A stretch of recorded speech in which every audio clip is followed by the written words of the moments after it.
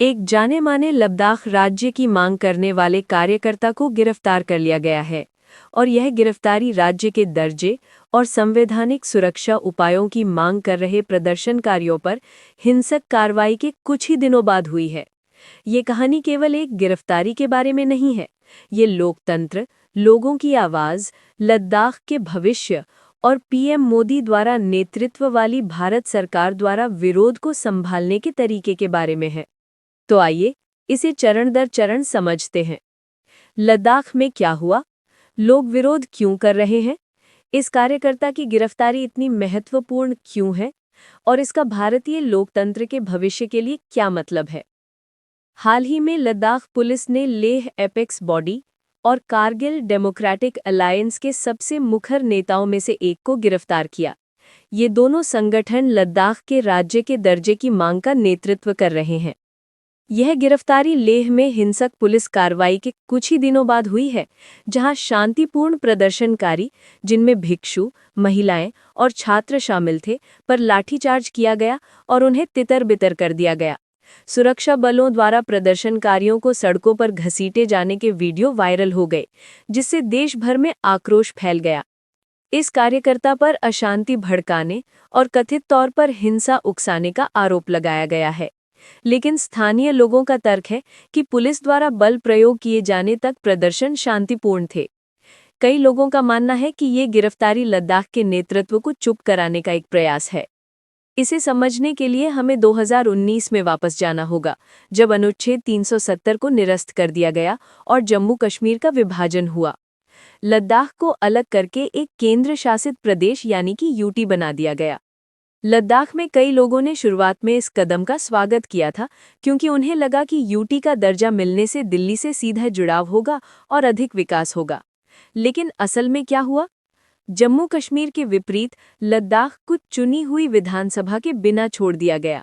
फैसले सीधे नौकरशाहों और उपराज्यपाल द्वारा लिए जाते हैं, जिसमें स्थानीय प्रतिनिधियों की बहुत कम राय होती है। स्थानीय समुदाय, खास तौर पर लेह और कारगिल में, राजनीतिक तौर पर शक्तिहीन और बेआवाज महसूस करने लगे हैं।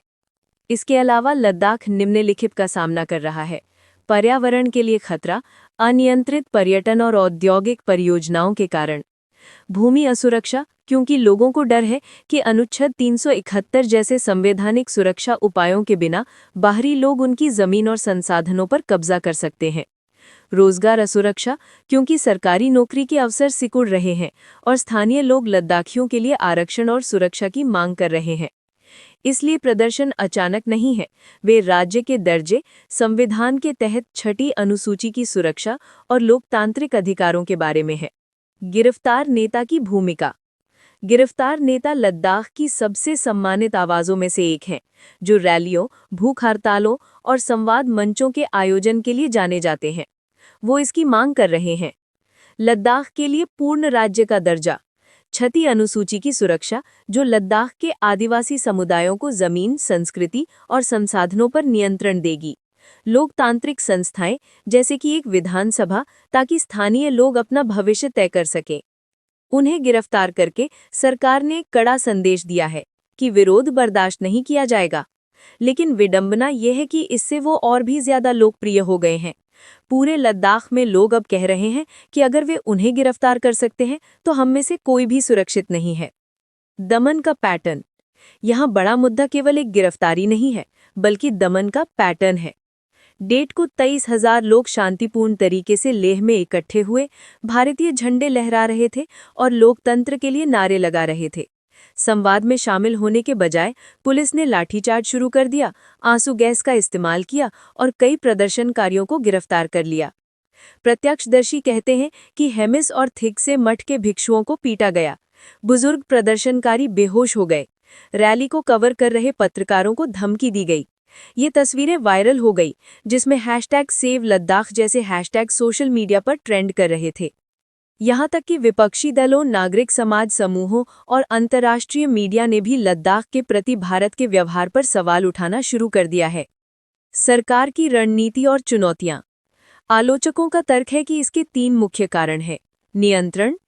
बीजेपी नहीं चाहती कि लद्दाख जैसा एक छोटा क्षेत्र दिल्ली के अधिकार के विरुद्ध एक सफल विरोध का उदाहरण स्थापित करे।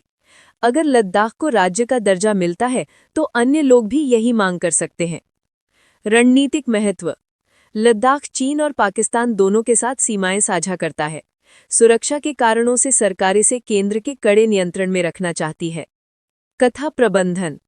मोदी सरकार ने अपनी प्रतिष्ठा कश्मीर को भारत में एकीकृत करने पर बनाई है। लद्दाख की मांगों को मानना उसके सबसे बड़े राजनीतिक कदम को वापस लेने जैसा लगेगा। इसलिए संवाद के बजाय सरकार कार्रवाई और गिरफ्तारी का विकल्प चुन रही है। लद्दाख का महत्व। आप सोच सकते हैं कि यह एक छोटा क्षेत्र है, ये मेरे लिए क्यों मायने रखता है? लेकिन दोस्तों, लद्दाख भारतीय लोकतंत्र के लिए एक परीक्षा है। अगर लद्दाखी रातों रात अपनी आवाज खो सकते हैं तो अन्य लोग भी खो सकते हैं। अगर शांतिपूर्ण प्रदर्शनकारियों पर लाठीचार्ज किया जा सकता है तो किसानों, छात्रों या श्रमिकों पर कहीं भी किया जा सकता है। अगर संवैधानिक सुरक्षा उपायों की मांग करने वाले नेताओं को गिरफ्तार किया जा सकता है तो ये हम सभी के लिए लोकतंत्र को कमजोर करता है। साथ ही लद्दाख नाजुक हिमालयी परिस्थितिकी, बौद्ध विरासत और महत्वपूर्ण सैन्य अड्डों का घर है।